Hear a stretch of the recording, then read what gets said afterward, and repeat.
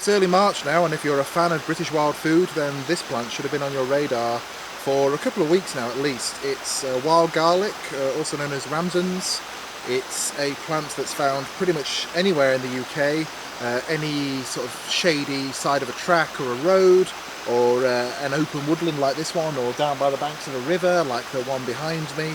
It's something you'll find in quantity. It's something you can identify very, very easily by its smell. There are a few plants like lords and ladies and a few others that can look very similar depending on the stage of growth, but this is the only plant of its type that when you break one of the leaves and crush it, you get that very, very strong and distinct smell of garlic, hence wild garlic.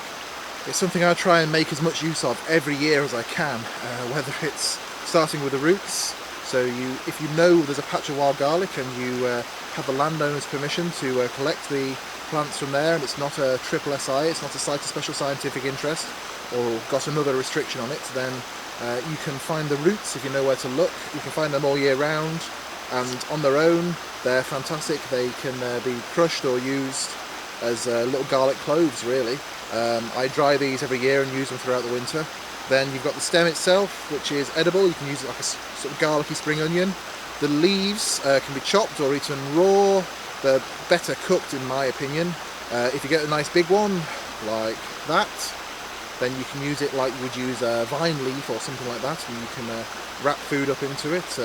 One of our specialities on the Foraging Wild Foods course that we do here is trout parcels wrapped in wild garlic.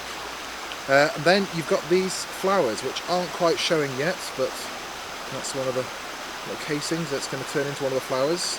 If I break down into that, you'll end up with white flowers starting to come out, tiny little stars, starbursts, and they're edible as well. And then when they die back, you have these seed heads, which are very distinctive. You get those sort of June, July time. What we do with those is we collect them and then pickle them in either vinegar or another acidic solution like that, and you can make sort of garlicky capers that you can then use all year round. So it's an incredibly versatile edible wild plant. It's one of the ones that people who are trying wild food in the UK for the first time go to, because it's so easy to identify and it's so easy to find, it's so common. But if you do like garlic and you want to find a good food for free at this time of year and find it for the next couple of months, then keep an eye out for wild garlic on your travels. But as always with any kind of wild food in the UK, you need to be aware of the foraging laws and what you can and can't take, and you also need to act in an ethical manner. So if you only see one plant, then ignore it. If you see 2 or 3 plants, ignore it. It's only when you start to see 7, 8, 9, 10, 12 plants that then there is enough for you to gather without damaging that population.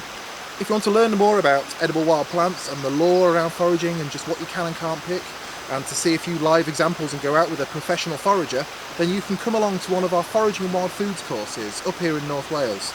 We run the courses through spring, summer and autumn every year. They're all on our website, originaloutdoors.co.uk. I would love to see you along on one of our courses, and we can just have a fantastic day out. So until next time, thank you for watching.